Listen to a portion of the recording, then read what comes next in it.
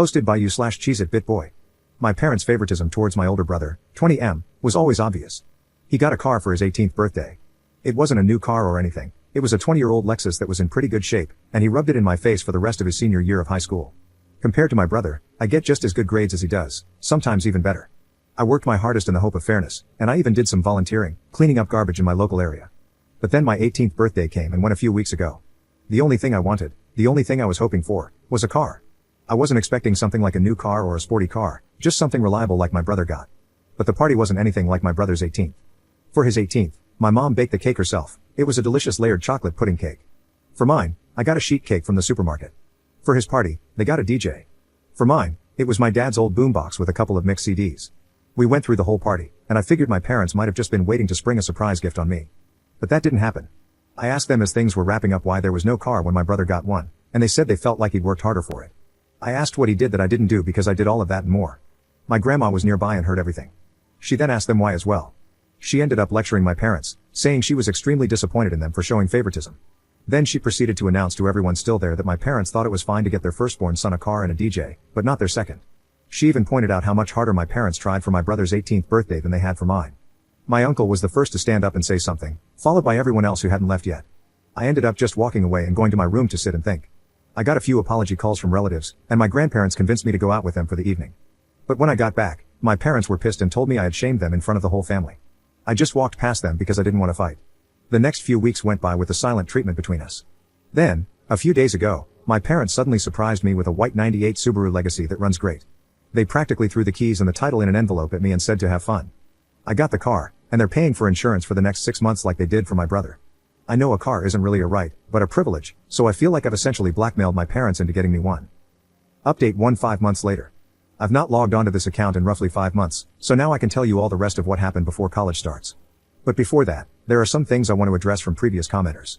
I literally needed a car because there was no way for me to get a job without one. I had no personal transportation and live over 10 miles from the nearest bus stop. So for those who kept telling me to give the car back because they think I was either too spoiled and should accept that life is unfair, or that I shouldn't take handouts, or that I shouldn't accept gifts from crappy parents, please just stop. My inbox was so crammed full when I logged back on that it took some time to go through it all. It doesn't really matter anyway though. I did get a part-time job that later went full-time for the summer after I graduated. But 3 weeks into working part-time, the Subaru blew the head gasket while on the highway at about 45 miles an hour. The temperature gauge redlined, and I had to pull over and call for help. My grandparents took a look at the car and found that someone had run a lot of gasket sealer in it, and it was still in the coolant. The car was basically band-aided back together before my parents bought it and was then barely hanging on by a thread. It drove great, and I was never pushing the car hard as I'm kind of a slow driver. My parents claimed no prior knowledge of the problem, but their only real reaction was to shrug and say it was karma for making them get me the car in the first place. That was a mistake because my grandparents were right there to witness it, and they tore into my parents like none other. My grandma told me to go wait in my room and let them sort it out. It was 2 hours before I was called back into the living room. My parents were on the couch and looked like they'd been metaphorically hit by a truck. My uncle and 2 other relatives were there now too. My grandparents had gotten it out of them that when they bought the car, they just looked for the cheapest thing they could find close to the area that still ran and bought it, no questions asked. They didn't even bother to inspect the car, let alone properly read the ad for it. My uncle, who knows a thing or two about cars, told me that the engine would basically need to be rebuilt because the head gasket warped the block, and it would cost more than the car is worth to fix it. I had to call into work and tell them I was unable to make it in because my car was fried. They understood and basically put me on a sort of unpaid leave for the moment. Now, I want to point out that I had no involvement in what happened next. My grandparents just told me to chill for a while and let them and my parents take care of this, and they did. A few days later, they came back with a 1999 Honda Civic hatchback with 180,000 miles on it. It was white like my Subaru and drives great. It's not all-wheel drive like the Subaru, but it's great on the road and gets better gas mileage. There was also a list of all recent repairs done to the car, including things like a new radiator.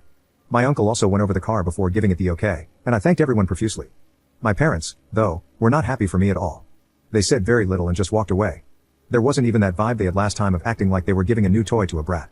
If I could put it into words, the way they acted was just pure defeat. The Subaru got resold later for $400, as that was the best we could get for it with the blown head gasket. That money was put into my savings. That's only one half of what happened, though. You see, when I said I did better in school than my brother, I wasn't kidding.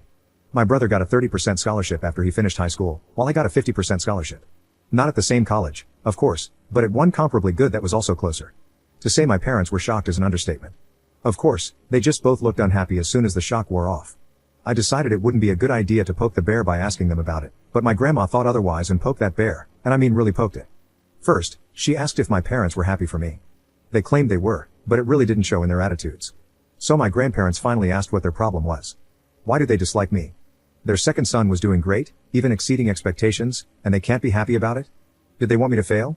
Were they hoping I'd fail? What is the deal? My mother looked really upset, and my father couldn't look me in the eyes. They both meekly said they were happy for me and managed to say they wanted me to take the world by storm when I go to college. They even said they'd help pay some of my tuition as well, just like they are for my brother.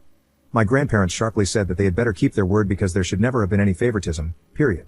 I thanked my parents for their help, received a light, if not limp, handshake from my father, and a very stiff hug from my mother. It all felt so forced. I was and still am extremely thankful for the car and the tuition, but my parents just drained the room of all emotion. I ended up asking if my grandparents knew what it was that made my parents act this way. I asked if I was an accidental pregnancy or something. They gave me the "it's time we told you" look. Well, I'm not adopted like so many asked, but I was unplanned. Sort of. You see, my parents wanted both a girl and a boy but got 2 boys instead. My brother came out as a boy, so my parents were really hoping to get a girl on the next go. They had a prior agreement to stop after 2 kids. They never got a girl. My grandma told me they refused to find out my gender until after I was born. They were convinced I'd be born female, and they'd bought a lot of baby stuff for a girl. But they didn't get a girl. My grandma said I ended up using all of my brother's hand-me-downs until I was 3 years old because my parents had bought so much girl stuff in advance that they couldn't use. So, I was just a disappointment to them from the time I was born. My grandparents said they know my parents are screwed up, but they've been this way for so long that there's no point in expecting them to change. Since then, my parents haven't spoken to me much about college. In fact, they ignore the subject as much as they can. Thanks to some of the warnings I got from people who messaged me, making me paranoid, I called the college I've been accepted to and made sure to tell them that if anyone calls or emails pretending to be me, or if my parents call trying to say I'm not coming, they should call me for a double or even triple check if anything like that happens. I mean, I kind of doubt my parents would do that sort of thing, especially after everything that's happened, but I felt like playing it safe was the better option. There was something that I really didn't expect to happen. My brother called me out of the blue to talk. He said our grandparents had called and told him everything. He apologized for what happened in his own way and said he hopes that once I'm on my own, I won't need to come back. He actually admitted to me that when he finishes college, he's going to stay in the state he's in because he likes it there. Our parents really want him to come back when he gets his degree, but it looks like that's not happening. I said I don't blame him, and I may do the same. The rest of the conversation was a bit awkward because we aren't really used to speaking to each other much anymore. My grandparents and the rest of the family held a surprise party for me over the weekend. They made it almost like a repeat of my brother's 18th birthday, with a DJ and a big chocolate cake my grandma made. I couldn't thank them all enough. My parents attended the party, but they were like wallflowers the entire time. They didn't say or do much, just stayed sitting at a far table in the corner and drank quietly. The look of defeat they had was even greater now. I think the party wasn't just to congratulate me, but also to rub it in my parents' faces that they should have done better. The rest of the family has made their disappointment in them clear. They seemed like they wanted to leave the party for a while. I can't say I blame them. They were being humiliated into staying where they were. My grandma said, "You're never too old to be taught a lesson in humility." As for my personal life, my part-time job went full-time after high school, and I've been working hard to build my savings before I leave for college. I made minimum wage, but a job is a job, and I want to leave it with my best effort put in before my 2 weeks notice is up. I doubt I'm going to be coming back here to make another update, so thanks for reading. Update 2 years later. I've been away for 2 years, and I kinda expected I'd be back to post one last time in 2024, because my brother went for a 4-year bachelor's degree, much like I currently am. For those who remember my previous posts, I'm the guy whose parents were verbally backhanded by the family for showing blatant favoritism toward my older brother, and I later found out from my grandma that the reason I was treated differently was because my parents had wanted their second child to be a girl. My grandma ended up admitting even more to me later, after I left for college. Before I was born, my parents were so convinced that I'd be a girl that they bought a bunch of girl stuff without even checking my gender through ultrasound. About a year ago, my grandma told me that my mother had tried to raise me as a girl for the first 6 months of my life. She was putting me in girls' clothes and calling me by a different name, and my father enabled it all. I know it's true because my grandma showed me old family photos of me with my brother when I was an infant, and I was wearing pink in all of them. There was even a visible name tag in some of the photos with the name my parents wanted for a girl. But once word got out, my parents stopped dressing me as a girl. My grandparents told my mother that trying to raise me as something I wasn't, without giving me a choice, was wrong. Though my family is rather old school, my grandparents are surprisingly open-minded people, and they put the hammer down on my parents, so the girl treatment stopped. But instead of getting new clothes, my parents gave me my brother's hand-me-downs for years until my grandparents noticed that too and did something about it. Finding out all of this made me realize that my grandparents kept my childhood from being far worse than it was, and they never told me until these past couple of years. I am incredibly thankful for them. My mother apparently struggled to call me by my real name for 2 years or so. Because my parents didn't get the girl they wanted, they refused to connect with me like they did with my brother, the boy they actually wanted. When my grandparents heard I wasn't getting anything new like my brother was, they threatened to petition for guardianship of me. They had evidence of the various things I described too. My parents couldn't stand for anything that could become a public scandal, so they stopped with the hand-me-downs and pretended to love me for a while. But as I got older, it degenerated into indifference, and maybe even into hate. I'm not sure. Hate means you still care in some way, but indifference is the actual opposite of love. I just know my parents couldn't accept that their favorite son wasn't the best at everything compared to their unwanted son. Since I moved out, they've barely interacted with the family. They threw themselves into work, partly because the rest of the family forced them to contribute to my college, like they did for my brother. But also because, to them, working was the only thing that gave them a reason to tell everyone to leave them alone. My grandma suspects they've even slept in their cars a few times to avoid coming home. I only saw my parents at Christmas at my uncle's house for the past couple of years, and they barely even spoke to me. Now that I was living my best life away from them, I guess you could say they'd stopped bothering to act like I was their son.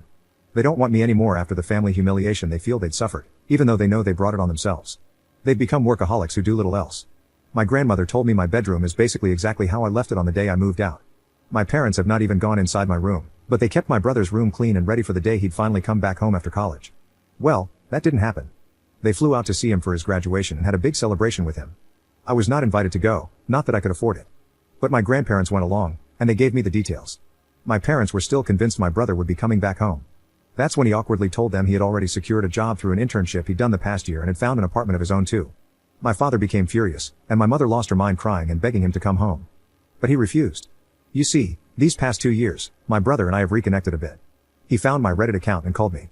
He wasn't angry, just wanted to talk. He admitted to me that our parents put him through a lot as well. Our mother absolutely smothered him, especially when I wasn't around, and our father was quite strict with his expectations. The fact that I did better than my brother when our parents had invested everything into him just broke them. Now they're extra broken because my brother refused to come home with them. The way our parents treated my brother is also the reason we stopped connecting as siblings until these past couple of years. He did bully me at times when we were growing up, but that's because being the favorite went to his head. However, it was favoritism with strings attached, and when he realized that, he got counseling after moving out. My brother also has a girlfriend he met while in college, and he kept her a secret because he knew our parents wouldn't approve. When they eventually found out, they didn't approve, and my mother even referred to his girlfriend, whom she hadn't even met, as a SLT. My brother blew up at them over that. His girlfriend is in nursing school and a year from graduation herself. My brother says she's the best. I've never met her, but she sounds wonderful from how he's described her. My grandma told me my mother went so far as to hire a private investigator to find out who my brother's girlfriend was. She was irritated to learn that the girlfriend was squeaky clean and from a good family on the same side politically too. In her mind, the girlfriend was the reason my brother wasn't coming back, even though he made it clear he decided that before even meeting her. My father had become stoically silent about it, from what I heard. However, my mother let it slip to my brother that she'd hired a detective, and my brother gave our parents a piece of his mind. This led to a whole argument about how they gave him everything and how he was ungrateful for not coming back. But he called them out, saying that being the favored child is abuse too because they nearly made him like them. Hearing that broke my parents. My brother told our grandparents, and they staged another family intervention, one I was even involved in through a video call. My parents tried to ignore me, but even my brother told them to talk to me. We all told them enough was enough. They have 2 sons, and they needed to start treating us fairly. They had let something as idiotic as not being born the gender they wanted ruin their love for me from day one. Pardon my language on this next part. My father hit his breaking point and yelled, "You want us to admit we effed up?" Well yeah, we did. What do you want us to effing do? Effing time travel? We're paying for part of his effing college too. What more does he effing want from us? Things ended very poorly in that intervention. My mother cried and said she was sorry to me, but I still didn't feel her heart was in it. She didn't spend much time apologizing to me at all before moving on to my brother through the phone he was video calling from. She spent a long time crying and apologizing to him until he told her to go back and actually apologize to me like she meant it. That's when my father grabbed the phone and shut it off. Then he just sat down and told everyone to leave. The last thing my grandparents said to my parents was that they were so disappointed in them, and that maybe losing both sons would show them they should never have favored one. Right now, my parents are not on speaking terms with the rest of the family. My grandma heard a rumor they might be planning to move, but they have a paid-off country house and great careers. I feel like they'd be fools to move, but since my brother isn't going back and I'm likely not either, I suppose it's not really an issue. I kind of doubt they'd welcome me if I came to visit after all the crap that went down. I am still thankful to them for helping pay for my college. My student loans were significantly reduced, thanks to them. But as parents, I think we can all agree they just didn't do a good job.